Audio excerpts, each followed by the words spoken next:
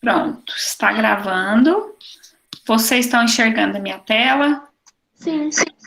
Sim. Gente, eu vou gravar do começo de novo, para quem depois precisar da aula, não ficar aula picada. Pode ser? Ok. Pode. Tá bem.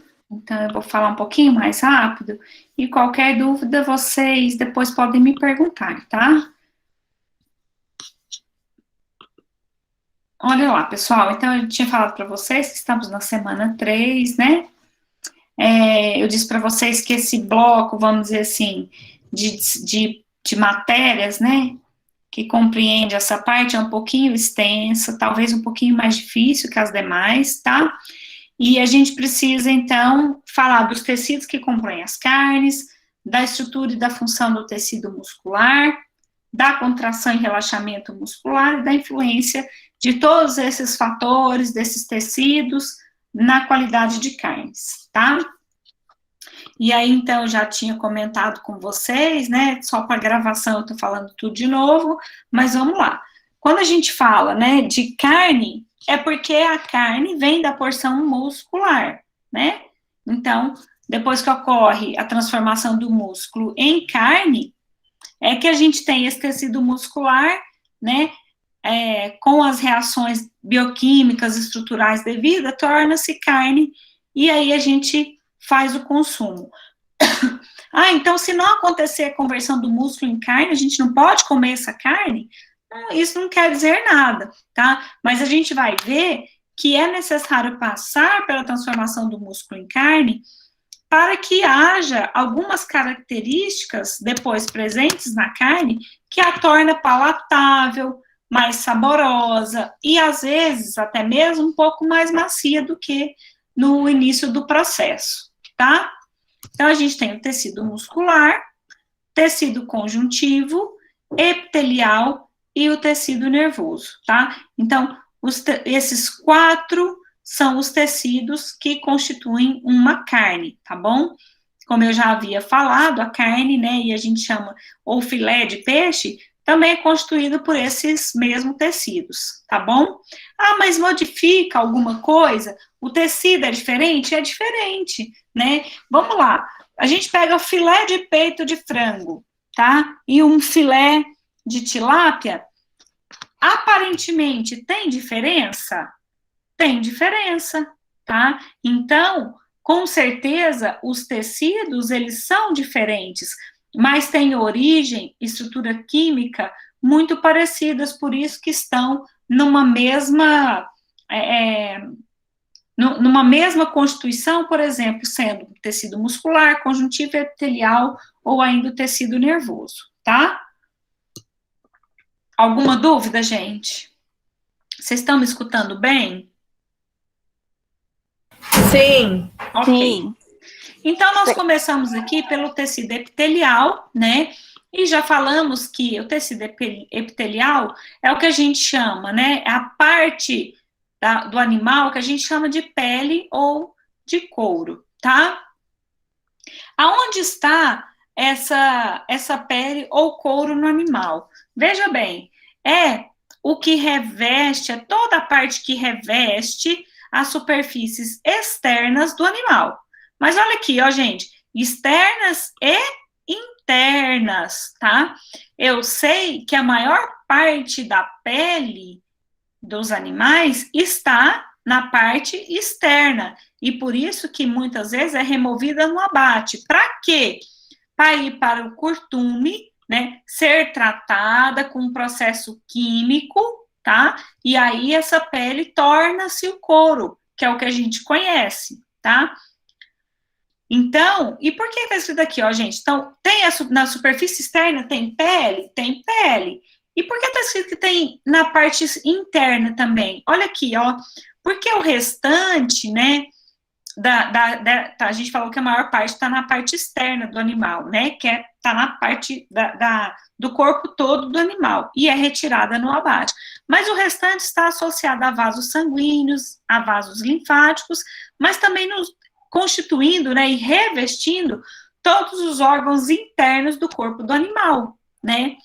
E para que serve esse tecido epitelial, né? Nas carnes, né? Nós encontramos nas carnes esse tecido em menor proporção, tá? Por quê? Porque está na parte externa do animal, na parte interna, mas nos vasos sanguíneos, nos linfáticos e nos órgãos internos, tá?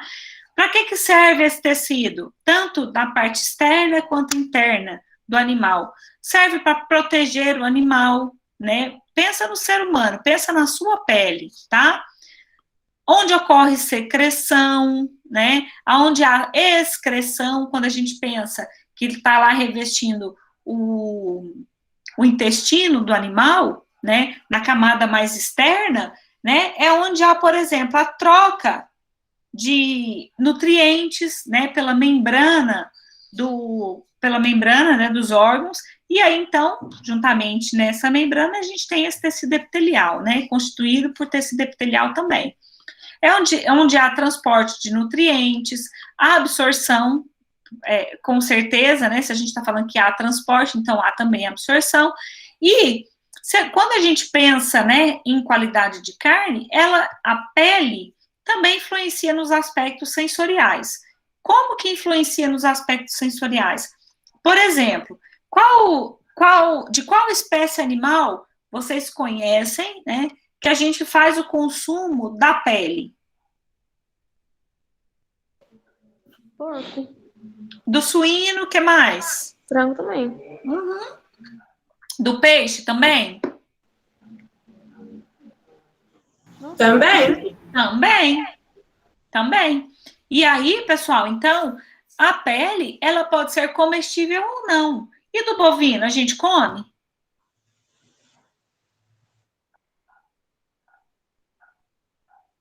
Eu acho que não. Não, né, gente? Por quê? Porque ela tem uma característica diferente. Ela é mais resistente, mais dura, mais rígida. Então, para o consumo, não é viável. Por isso que quando é feito o abate, essa pele, né, aquele couro do bovino, ele é retirado e mandado para o local devido, né, para que haja o tratamento adequado, tá?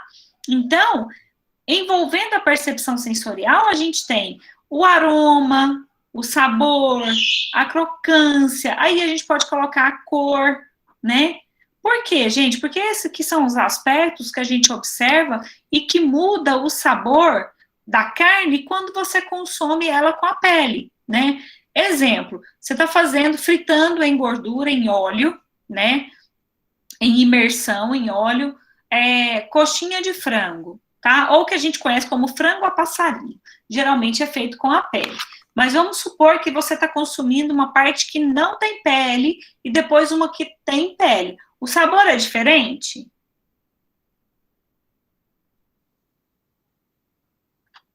É diferente, tá? Por isso que os aspectos relacionados à avaliação sensorial individual, né, de cada um, vai modificar de acordo com o tipo, né, o pedaço ou o corte que você está fazendo o consumo, tá?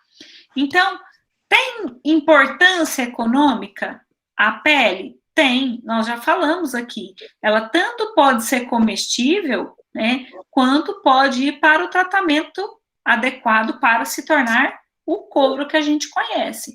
E é o couro, né? Para que ele é utilizado, o couro? Aí tem vários fins, né? A própria indústria têxtil usa, né, como se fosse mantas de tecido para elaborar sofá, para fazer algum tipo de o próprio tecido, né, constituindo bolsas, roupas, cintos, sapatos, né?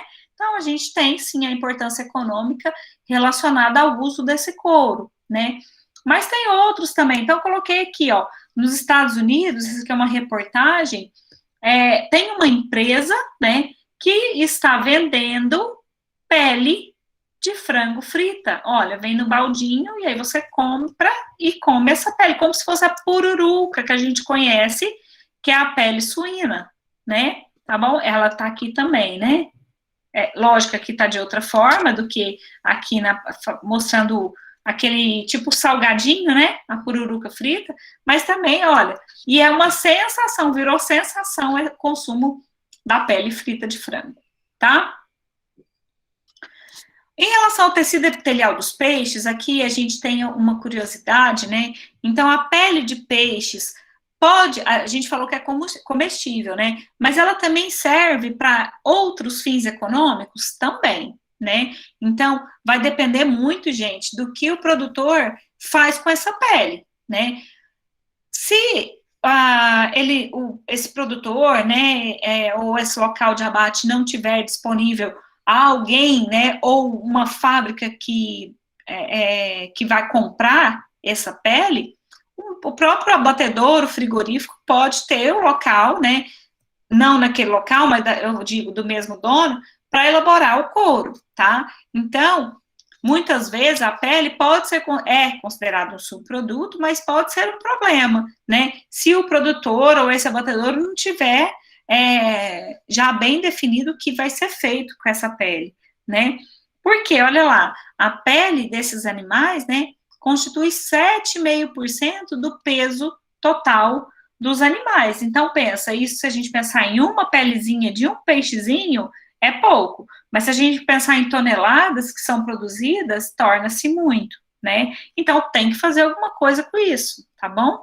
Então, veja, a elaboração do couro a partir das peles residuais da filetagem, quer dizer, de tirar o filé, né, do pescado ou dos peixes, representa uma fonte alternativa de renda e pode servir de matéria-prima para a fabricação de carteiras, biquínis, entre outros artefatos.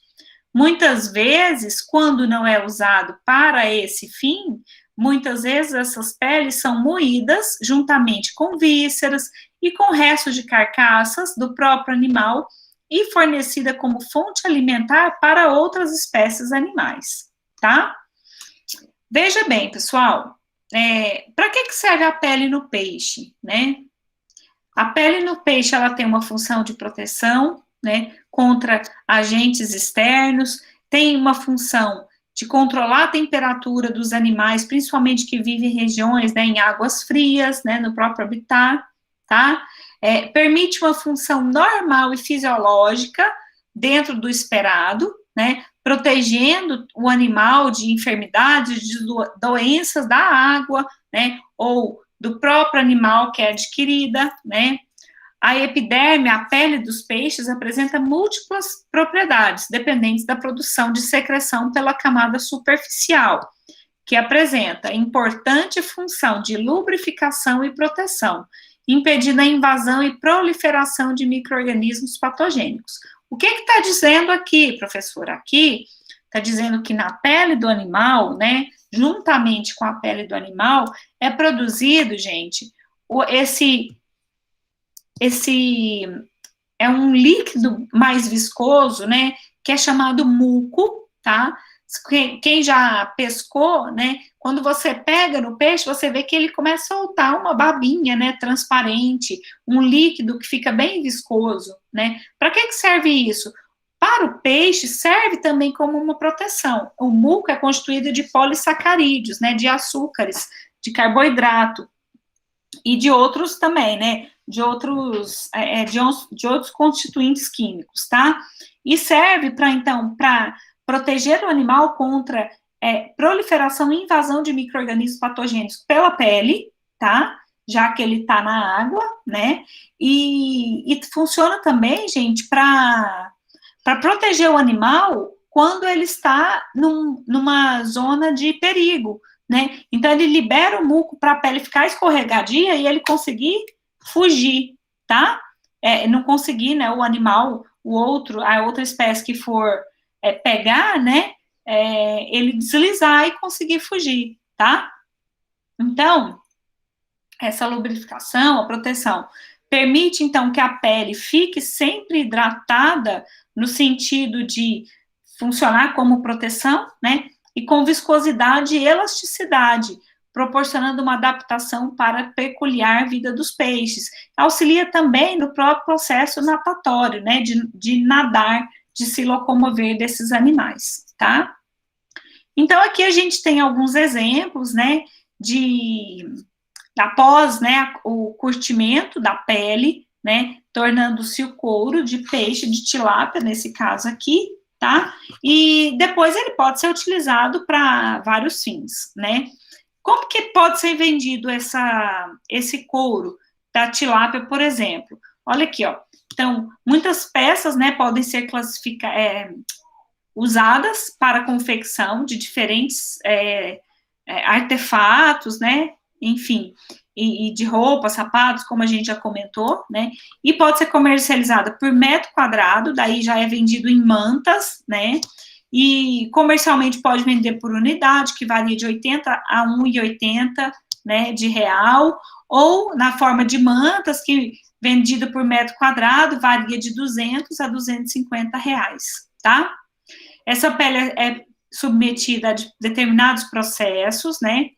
E a quantidade de processos que é utilizado, processos bioquímicos, né, vai depender de como está, né, qual é o estado dessa pele, né, que vai a preservar da putrefação, da deterioração, né, ocasionado por processos da própria pele. Por exemplo, se tem se tem carne, né, ligada a essa pele, se tem gordura, tem que ser retirado para evitar a putrefação, aos processos autolíticos, quer dizer, que deterioram a própria pele, né, ou ainda pelo ataque bacteriano, né, ou no caso microbiológico, tá bom?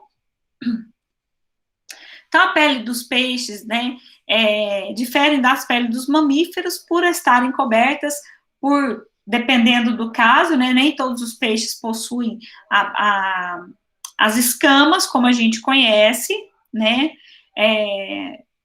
mas tem aqueles que possuem, né, serve também como uma proteção para os peixes, né, e não apresenta na pele as glândulas sebáceas. Nós, seres humanos, temos, por exemplo, né.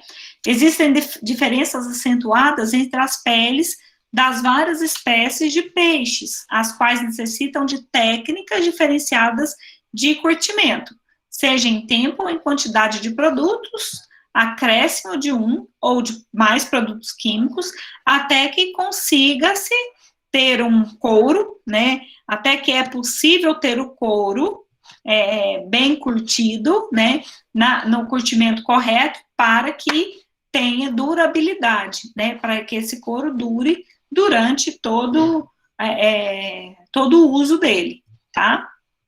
Tem dúvida, gente? Não. Aqui, Não. gente, ó, beleza. Aqui tá mostrando, né, é um site também, né, que tá mostrando assim, ó, que a pele, né, de tilápia e diferentes espécies, na verdade, de peixes, sendo utilizadas para produzir bolsas, né, aí tem vários produtos aqui produzidos, aí depois, se vocês quiserem dar uma olhada, né, no site, tá aí, tá? Aqui vai mostrar também de um site, tá, pessoal, ó, tá mostrando as peles de diferentes espécies de peixes, então aqui tem o piau, aqui o linguado, curimbatá, tilápia, outro de tilápia e tucunaré, né, couros de diversas espécies de peixes, né, e o que é interessante é que as diferentes peles, né, pode dar característica no produto diferentes, o que é muito interessante, né, porque permite usar de várias formas, tá bom? É o caso do couro bovino, né, tem couro de várias formas, né, mais esbranquiçado, com manchas, aí vai depender para que ele é utilizado, né. Gente, tem alguma dúvida de tecido epitelial? Não. Ok. Parece que agora a internet foi, né? Vocês estão escutando bem? Sim. Sim. Sim. Beleza. Gente, aqui, o próximo tecido, então a gente falou do tecido epitelial, agora do tecido nervoso, tá? O tecido nervoso, ele é importante, né? Porque a partir dele é que são recebidos, interpretados e transmitidos como resposta os estímulos, que a gente chama estímulo ou impulsos nervosos, para que haja, por exemplo, a contração e o relaxamento muscular, né? Ah, mas para que é utilizado, né, a contração e relaxamento muscular? Porque envolve toda parte do nosso organismo, bem como do organismo do animal. Depende desse sistema, desse tecido nervoso, né? Então, o tecido nervoso, ele forma o sistema nervoso, né? Que é dividido em sistema nervoso central e sistema nervoso periférico, tá? Tanto o sistema nervoso central como periférico, eles têm, né, como constituição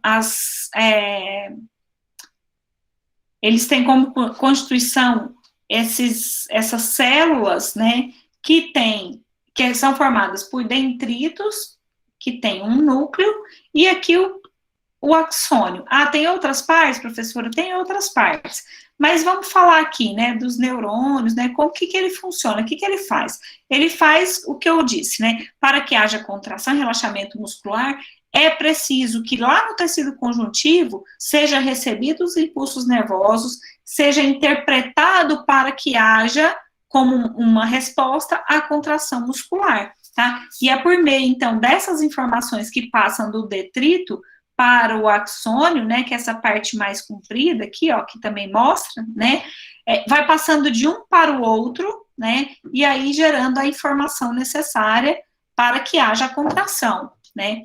Nas carnes, juntamente com as carnes, tem menos de 1% de tecido nervoso, mas mesmo tendo pequena quantidade, aonde que está esse tecido nervoso? Está passando por entre capilares da fibra muscular. Por quê? Porque aí essas fibras, né, esses capilares, onde está todo o tecido nervoso, dessa fibra nervosa, vai mandar informação para que ocorra a contração. A gente vai ver isso mais para frente, tá? Como acontece bem certinho. Pode influenciar na qualidade da carne? Pode, porque é por conta desse estímulo que inicia todo o processo, tá? Então, onde eles estão entremeando o tecido muscular, porque eles têm que gerar os impulsos nervosos para que haja atividade no músculo. Beleza, gente?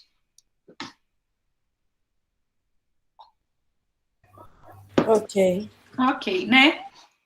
Acho que por enquanto tá tudo bem. Próximo tecido, falamos tecido epitelial, tecido nervoso, agora o tecido conjuntivo, tá?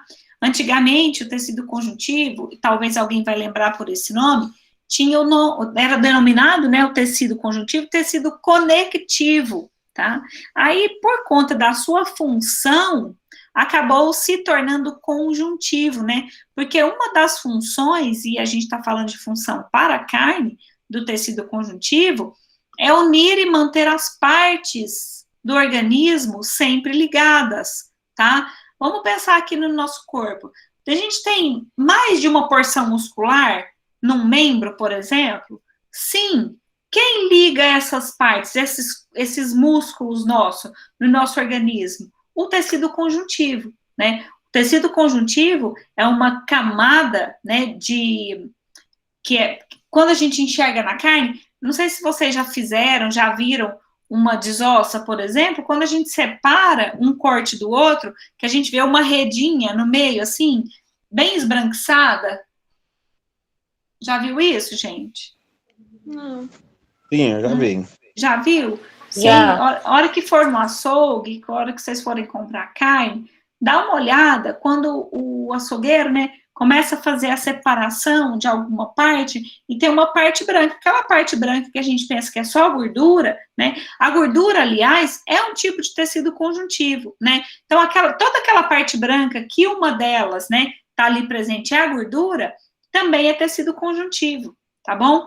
Por que eu sei disso? Por conta da forma que está, né? Eu não vou conseguir falar assim, isso aqui que tá... Não, eu tenho que pegar, olhar no microscópio, mas eu sei que ali tem tecido conjuntivo unindo as partes, porque é isso que está fazendo na porção muscular, tá? O tecido conjuntivo também serve de defesa para o organismo, porque está presente por todos os músculos, fazendo o envolvimento, né? Envolvendo toda a porção muscular, tá bom? Então, acaba sendo barreira a agentes infecciosos, tá? Tem uma função também bastante importante, esse tecido conjuntivo, que é a função de sustentação, né? Constituindo as cartilagens e os ossos. Aliás, o tecido cartilaginoso e o tecido ósseo são exemplos de tecido conjuntivo, tá? Já nas carnes, gente, em maior quantidade de tecido conjuntivo, a gente tem principalmente o colágeno, e um pouco menos importante em relação à quantidade, não ao que ele faz na carne, né? Eu tenho também a elastina, ambos são tecido conjuntivo, ambos são proteínas, né? Colágeno e elastina, e tem funções diferentes na carne, a gente vai ver.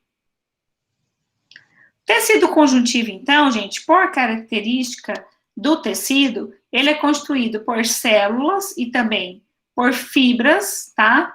E uma matriz extracelular. Essa matriz extracelular, bom, tem as células, que pode ser células e fibras, tá? Diferenciando apenas do seu formato, né? Nesse caso. E essa matriz extracelular é aquele líquido onde estão embebidos essas células, tá? Tem grande variedade de tecido conjuntivo, porque dependendo da célula que é constituída, ou da fibra, ou ainda da forma que está a matriz celular, dá diferentes tipos de tecido conjuntivo, tá? Então, se fosse para falar só tecido conjuntivo, dá uma aula só de tecido conjuntivo, tá bom? Veja aqui, gente, então, como são classificados os tecidos conjuntivos, né? É classificado pelo tecido conjuntivo propriamente dito, tá? Pelo tecido, então, aqui a gente vai ver, pelo tecido hematopoético, que é o sangue, tá? Que constitui o sangue. Pelo tecido adiposo, veja bem, adiposo é gordura, é uma forma de tecido conjuntivo. Também pelo tecido cartilaginoso e tecido ósseo, tá? Então, esses são os tecidos, os tipos diferentes de tecido conjuntivo. Dentro de cada um deles aqui, a gente vai ver que tem inúmeras substâncias que fazem parte desse tecido conjuntivo, tá? Pensando, então, na carne, a gente tem diferentes tipos de fibras que constituem as carnes, né? Então, a gente tem de grande importância a fibra colagênica, tá? Ou ainda o tecido que constitui, que faz parte, né? O tecido conjuntivo que faz grande influência na carne, que é o colágeno, o tecido reticular ou a fibra reticular e a fibra elástica, tá? Lembra que isso aqui são exemplos de tecido conjuntivo, tá? Então, a gente tem em grande quantidade o colágeno, em grande, um pouco menos quantidade, o tecido, a elastina, desculpa, e a reticulina, que forma a fibra, são formadas por fibras reticulares, tá?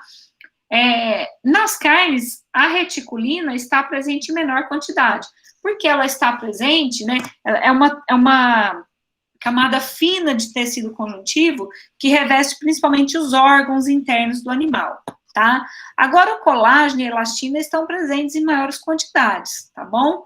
Vamos ver aqui o que é o colágeno. Primeira coisa, colágeno é um tipo de proteína, tá? Então, é um tecido conjuntivo, tá bom? Faz parte do tecido conjuntivo e é uma proteína. Por quê? Como que eu sei que é uma proteína? Porque o colágeno é formado por ligações peptídicas entre aminoácidos, tá? E aí, gente, o que a gente vai ver? Que uma ligação na outra de aminoácido forma o colágeno e esse colágeno apresenta ligações cruzadas. É o que define, por exemplo, a maciez da carne, tá bom? Quanto maior esse cruzamento das ligações que constituem o colágeno, mais dura vai ser a carne.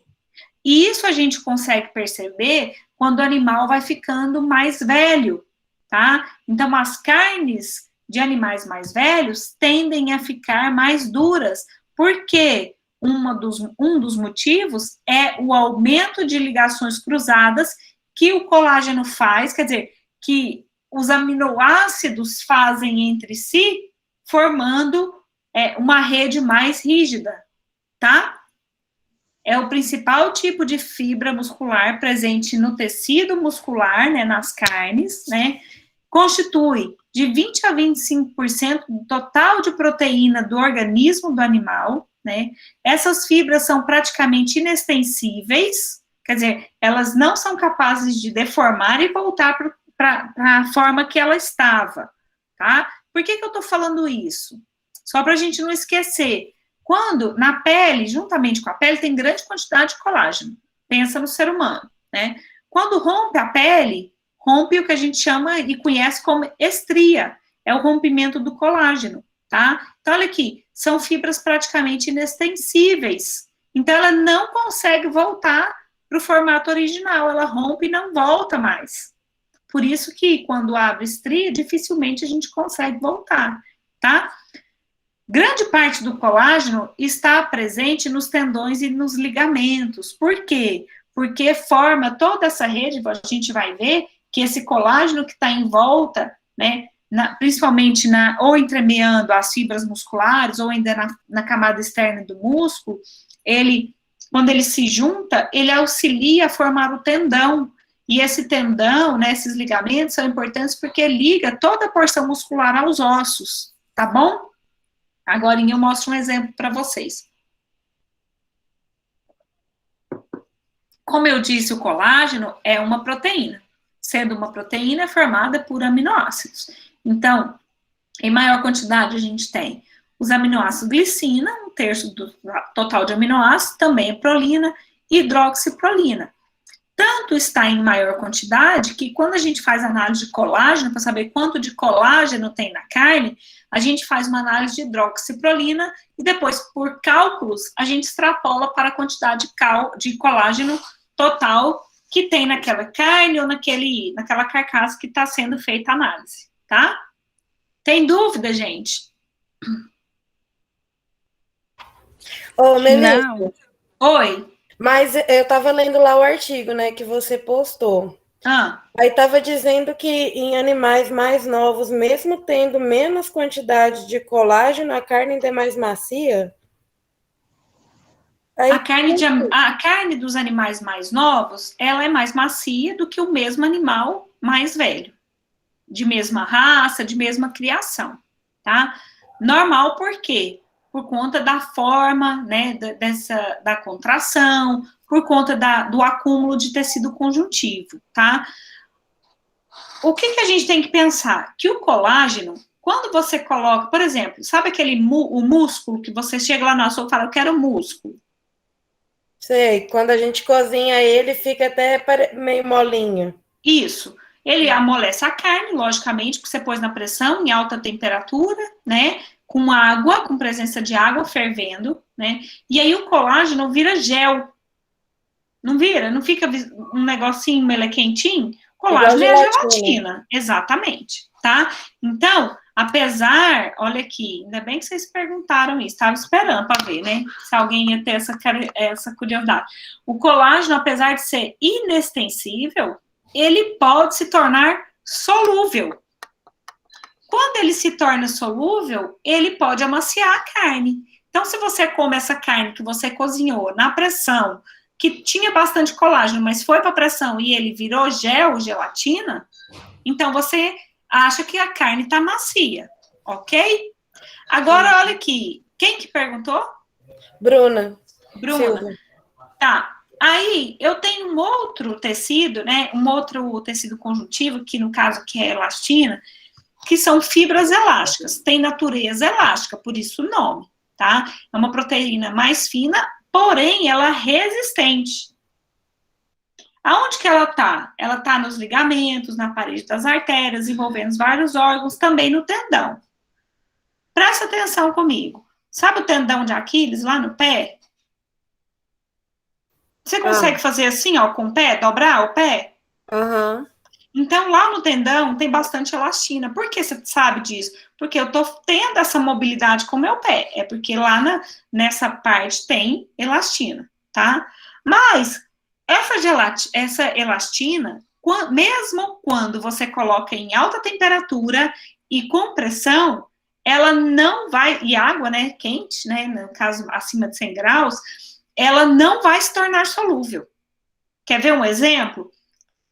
O peito de frango, quando você pega o peito inteiro, né, lá dentro, pela parte de dentro, que faz aquela junção no peito, tem uma cartilagem, sabe?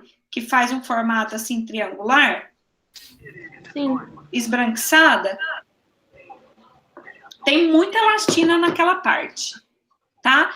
Mesmo se você colocar esse frango na pressão, aquilo lá amolece? A ponto de ficar igual o gel do colágeno? Não. Não amolece. Quando você come, ainda às vezes você tem que dar... Quem gosta de mastigar aquilo lá, você fica a vida inteira e ainda não dissolve. Por quê? Porque tem muita elastina. Então, a elastina, o colágeno pode auxiliar na maciez, dependendo de como que ele tá. Depende da idade do animal, depende do tipo de tratamento térmico que você fez na carne. Já a elastina, ela vai prejudicar a maciez, porque ela não é solúvel. Certo? Uhum. Deu para entender? Então, essa relação com animais mais novos, porque nos animais mais novos eu tenho pouca quantidade de elastina. A quantidade de elastina vai sendo aumentada de acordo com a idade do animal. Lembrando que o colágeno está presente tanto nos animais mais novos quanto nos mais velhos. Mas o que vai diferenciar essa rede, essas ligações cruzadas que o colágeno vai formando, enrijecendo mais a sua rede, né, a sua estrutura, que aí em animais mais velhos torna-se mais resistente, aí menos solúvel. Ah, tá, entendi. Deu para entender? Aham. Geralmente a elastina tem uma coloração mais amarelada, né, e o colágeno um pouco mais esbranquiçado, mas isso é só uma característica por regra geral, tá bom? E a reticulina, como eu disse para vocês, ela é formada por uma rede delicada, né, de células, tá? Que muitas vezes elas dão suporte ao epitélio, né, à parede dos vasos sanguíneos, de estruturas neurais, de membranas da fibra muscular, tá? E aí essa reticulina, ela tem uma certa elasticidade para auxiliar na contração e no relaxamento muscular, juntamente com a membrana da fibra muscular, tá? Então, também constitui tecido fibroso de apoio dos órgãos linfóides, do sangue, do estroma do fígado, né, da parte mais externa do fígado e também de órgãos epiteliais. Tecido adiposo. Como eu falei para vocês, o tecido adiposo é um tipo de tecido conjuntivo, mas nesse caso não é proteína, formado por proteína, tá? Do que é formado esse tecido adiposo, então? O tecido adiposo é um tipo especializado de tecido conjuntivo que armazena gordura. Por que armazena gordura? Porque o tecido adiposo é formado por células adiposas, ou ainda chamadas adipócitos, que é quem guarda, armazena gordura lá dentro da célula, tá? Mas é um tipo de tecido conjuntivo. Qual é a função da gordura para a carne, para o animal vivo? Faz o reservatório de energia, modela o corpo do animal, como eu já falei para vocês da gordura subcutânea, né? Já falei sobre isso? Já, né, gente?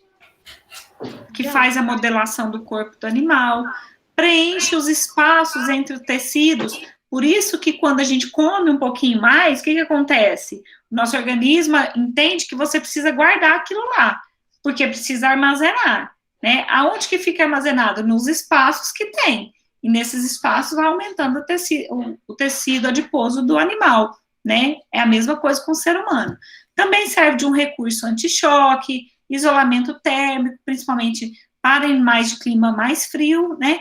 E como fonte de calor, logicamente, pelo mesmo sentido, né?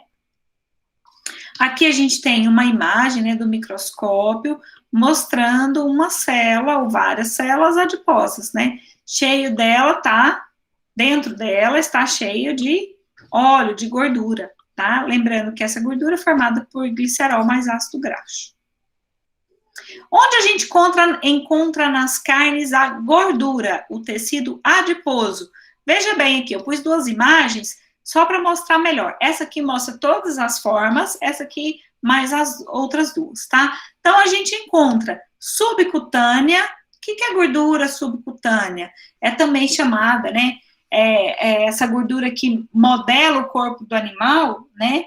Que é aquela gordura que está logo abaixo da pele, tá bom?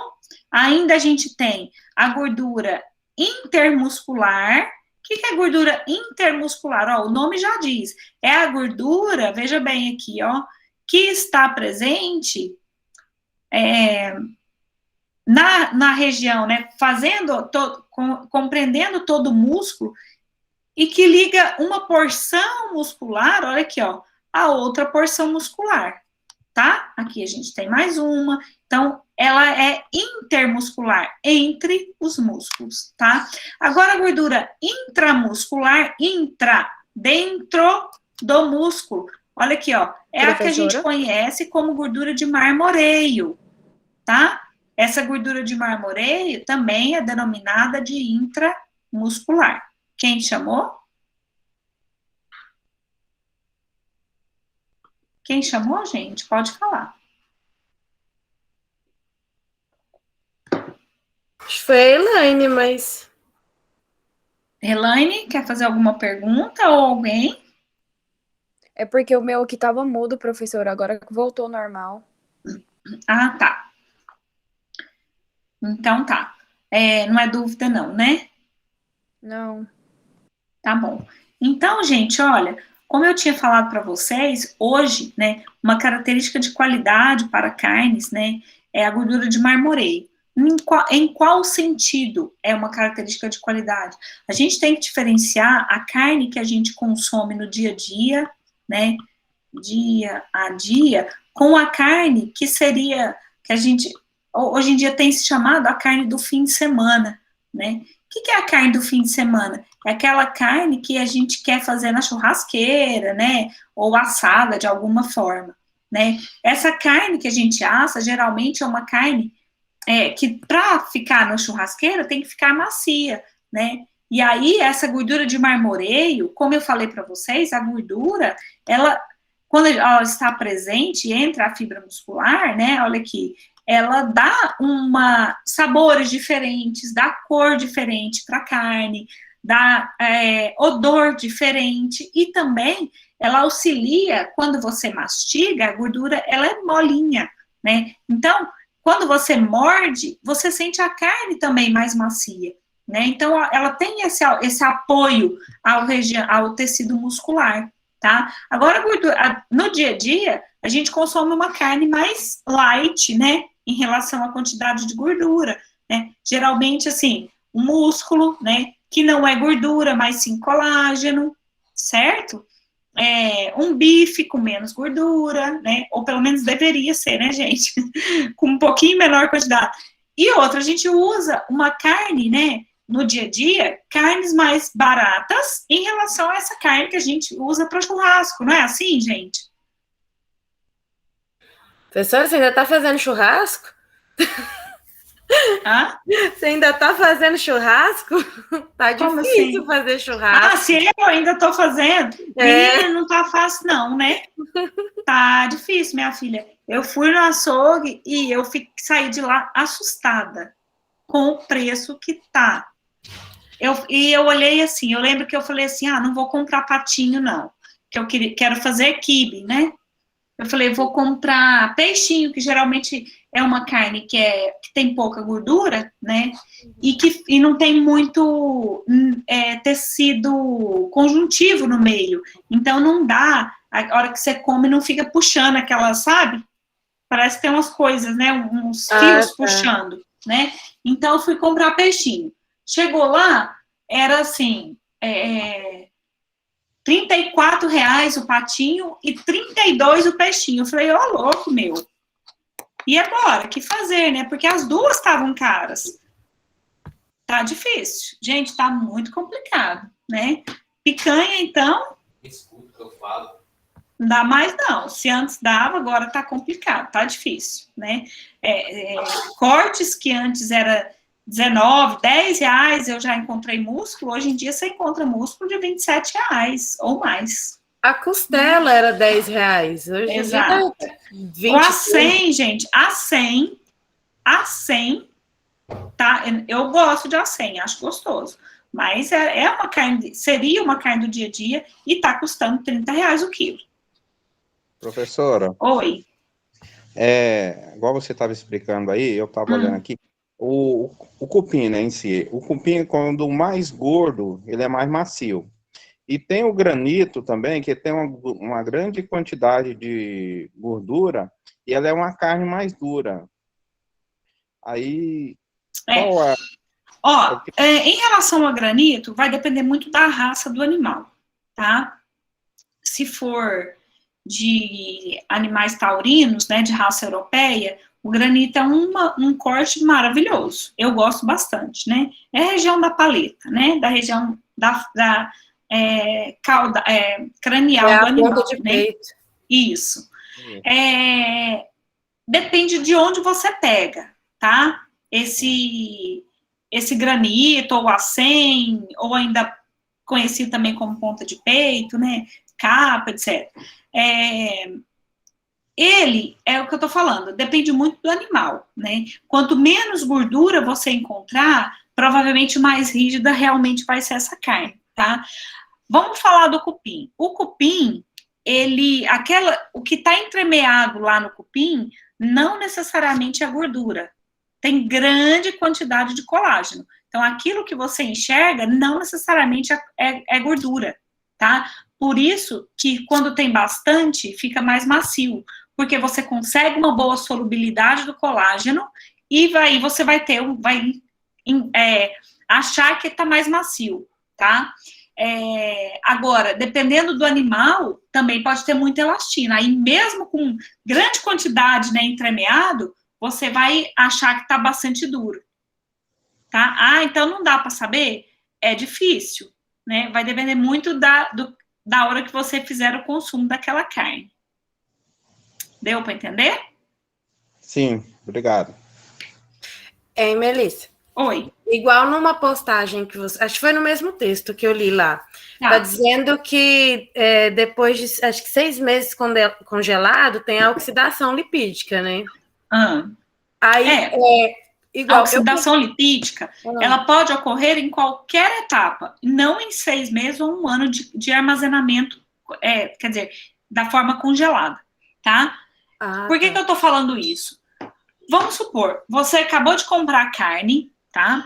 E deixou... O que é oxidação lipídica?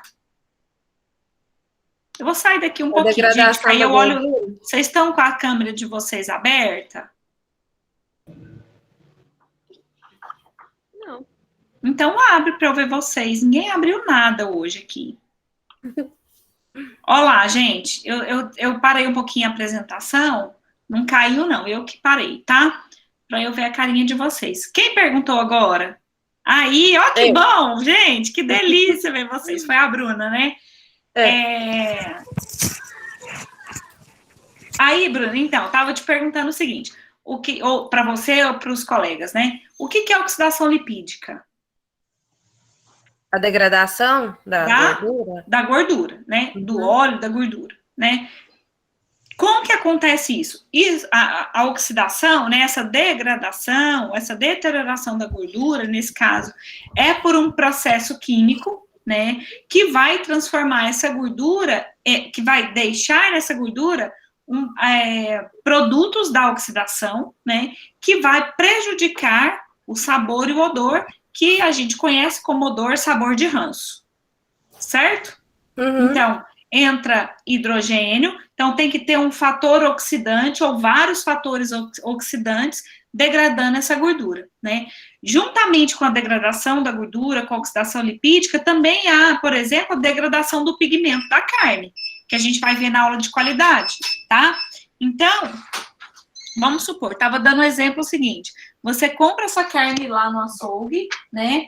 E aí, vem aqui, ó, fala oi pro pessoal. Fala oi aqui pros alunos da mamãe. Ó meu fiotinho mais velho, gente, ele morre de vergonha. Olha aqui o que ele trouxe. Olha aqui. Chique demais, olha aqui, salaminho, olha, gente.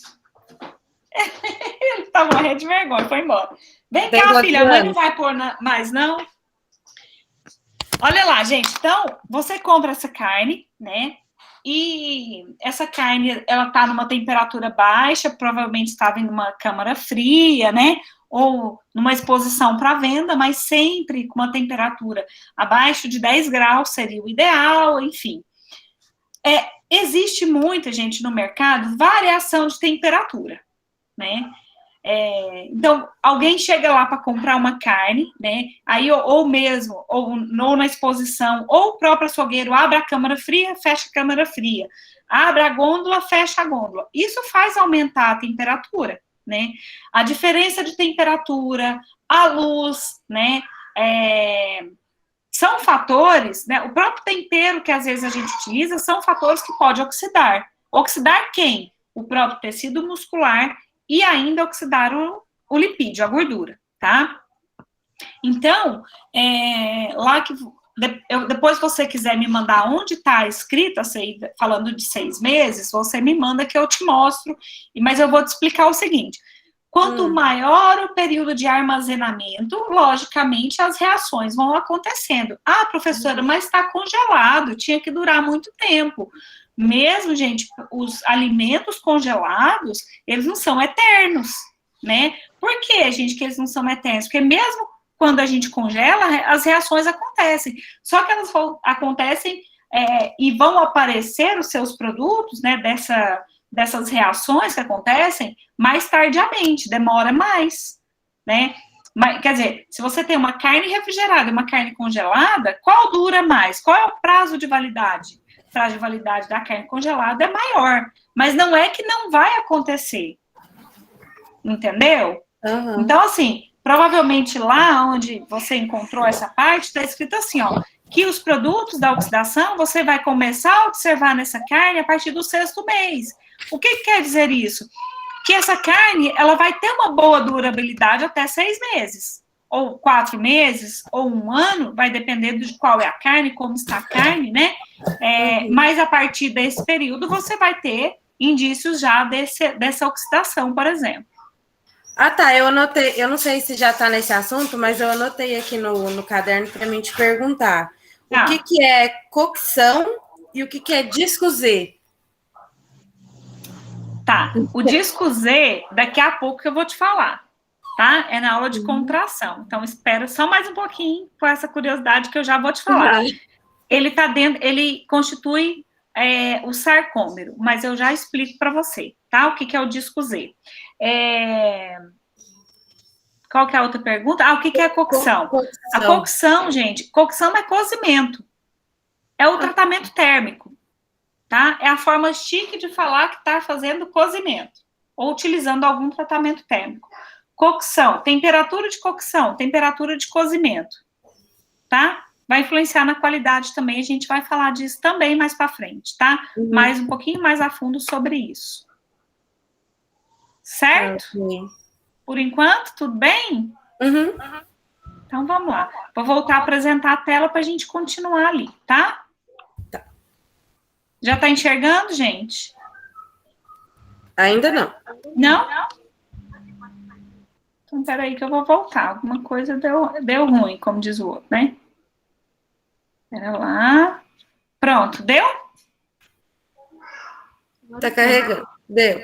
Deu, né? Tá. Então, gente, olha, onde vai acontecer aqui nesse caso, já que a Bruna perguntou, onde aconteceria a oxidação do lipídio?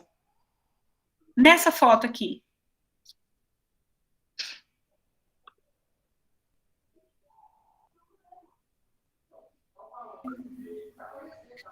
Onde, gente, acontece a oxidação lipídica? É aqui no tecido muscular?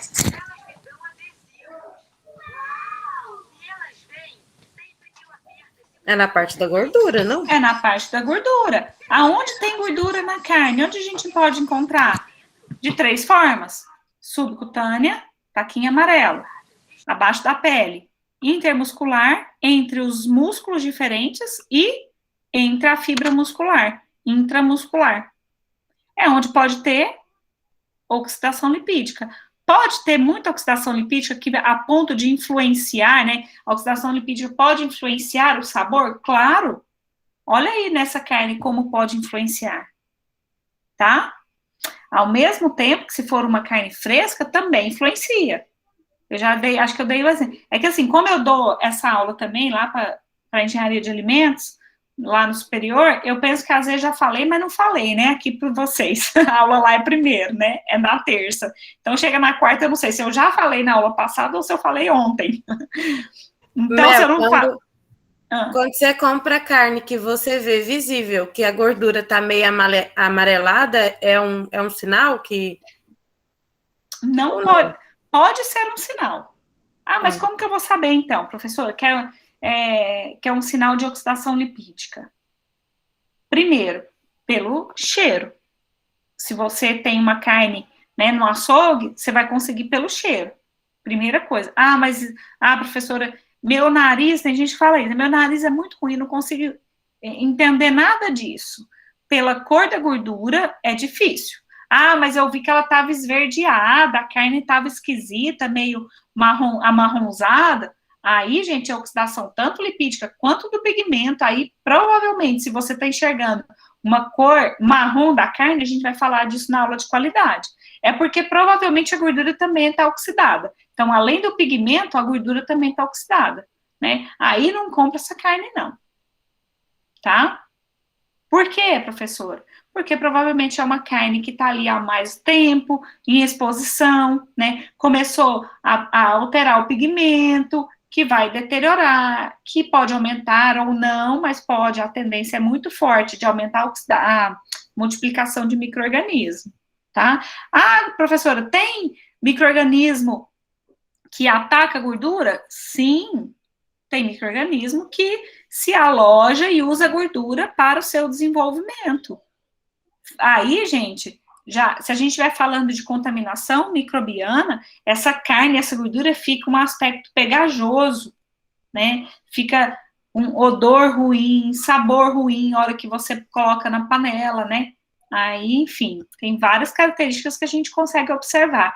Ah, professora, mas o açougueiro cortou lá e eu não vi. Gordura amarelada pode ser de animal mais velho, isso eu já falei para vocês. Gordura amarelada pode ser também de animal que foi criado em pasto, porque tem os pigmentos da planta que são lipossolúveis e ficam armazenados na gordura da carne. Lembra disso?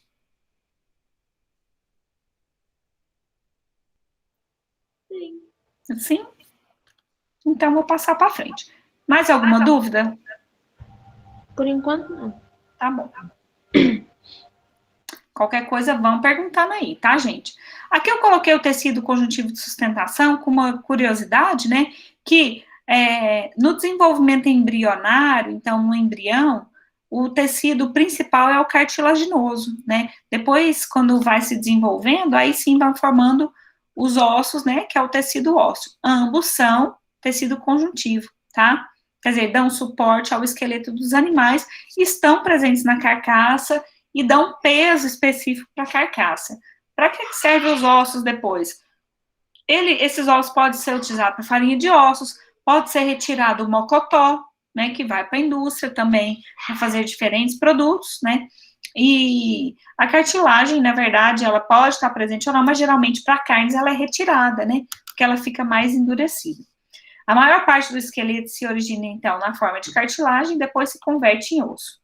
Os ossos e as cartilagens são importantes para a avaliação da idade do animal, ou melhor, para a maturidade da carcaça. A gente vai ver na aula de abate que a idade aproximada do animal, do bovino, é identificada pela dentição, tá? Quer dizer, então é importante para avaliar a idade do animal, principalmente para carne de exportação, que exige, né, a rastreabilidade e a tipificação, que também a gente vai falar na aula de abate. Beleza? Aí, gente, aqui é o início do tecido muscular. Eu vou deixar, acho que o tecido muscular para ou gravar ou terminar o tecido muscular na aula de sábado. Pode ser? Que ele é um pouco mais comprido e aí eu já vou entrar na contração. Pode ser, gente? Aí Tudo você vai bem? falar daquela questão das fibras também, que tem vários tipos de fibra? Sim, senhora. É nessa parte, no tecido muscular. Aí, como envolve um monte de nome, eu vou dar eles separados. Se vocês não importarem, eu acho que fica melhor. Eu posso gravar e deixar para vocês e tirar dúvida sábado e falar da contração sábado com vocês. Pode ser assim? Pode. Beleza. E já vou deixar também atividade. De novo, professor, de novo, gente, não acaba. Nem matéria, nem atividade. Tá? Melissa, você vai pôr questionário também ou vai deixar só produção de texto, dissertativa? Geralmente, meus questionários, né, as questões que eu coloco, não é de 1, 2 linhas, não. Ela dá um texto, se você realmente quiser escrever correta a questão. Entendeu, Bruno? Não, eu falo assim, que se você vai pôr algum questionário com questão objetiva ou a forma de avaliação vai de ser só marcar dissertativa. X. É. Tá, eu posso colocar também. Eu não gosto muito, não, vou te falar a verdade. Sabe por quê? A gente já não vai fazer uma avaliação no formato de prova, né? Quando eu passo, assim, o questionário, essas questões, serve para mim, né? É uma forma de eu avaliar se vocês realmente estão conseguindo entender o que está sendo dito por mim nas aulas, né? Com as palavras de vocês. Então, eu acho muito importante ver como vocês estão escrevendo aquilo lá que eu questionei, né? Então, eu pego uma ou duas partes, ou uma questão que envolve toda a aula que eu dei, né? Que geralmente é assim, para saber o que vocês conseguiram absorver da aula. Né? Mas eu posso fazer assim, inclusive, dessa parte aí, eu posso colocar VUF sem problema, de marcar X, se eu não me importo, tá? Vocês preferem questionário online, é isso? Bom, eu acho melhor, né? Mas a questão do texto, não precisa ser também aquele dissertativo, pode ser aquelas 10 páginas, não precisa ser, né? Porque não quer dizer que escrever muito que você entendeu, né? Pelo contrário, hoje em dia, pessoal, quando está tendo algum tipo de prova, né? Avaliações, concursos, não precisa fazer um big texto, né? Pelo contrário, quando você consegue enxugar, mas escrever tudo o que é necessário, né, num texto pequeno, é onde você mostra que você sabe do assunto. Beleza? Entendi. Tá bom? Então, não precisa ser, assim, uma redação, né, mas precisa mostrar o que você entendeu.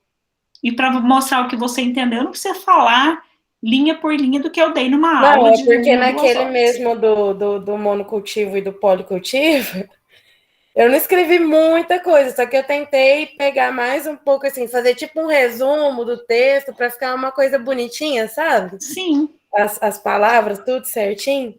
Okay. E às vezes você explicar, por isso que eu tô perguntando, porque às vezes a gente explicar com as nossas palavras, se não for aqui uma produção de texto, assim, com... Como é que eu vou te dizer? Tudo bem, correto, é mais fácil. Bruna, assim, ó, que fique claro, não só para a Bruna, mas para todos que estão aqui e os demais colegas que fazem parte da disciplina. Eu sempre prefiro e sempre vou preferir ler um texto ou uma questão que vocês responderam com as palavras de vocês, sem fazer cópia de trabalho ou do próprio texto que eu coloco às vezes num slide, né? Por quê com a palavra de vocês? Porque é onde eu vejo que vocês conseguiram entender, ou onde eu vejo que, pelo contrário, que eu preciso explicar aquilo ali melhor para vocês entenderem. Eu faço correção do que você escreve, gente, faço correção linha por linha. Por isso que até hoje eu não dei devolutiva para vocês, porque eu leio tudo que vocês escrevem, palavra por palavra. Essa é a minha função. Entendi. Certo? Uhum. Então, tá, vou parar a gravação, tá? Tem mais alguma dúvida, pessoal? Quer falar mais alguma coisa?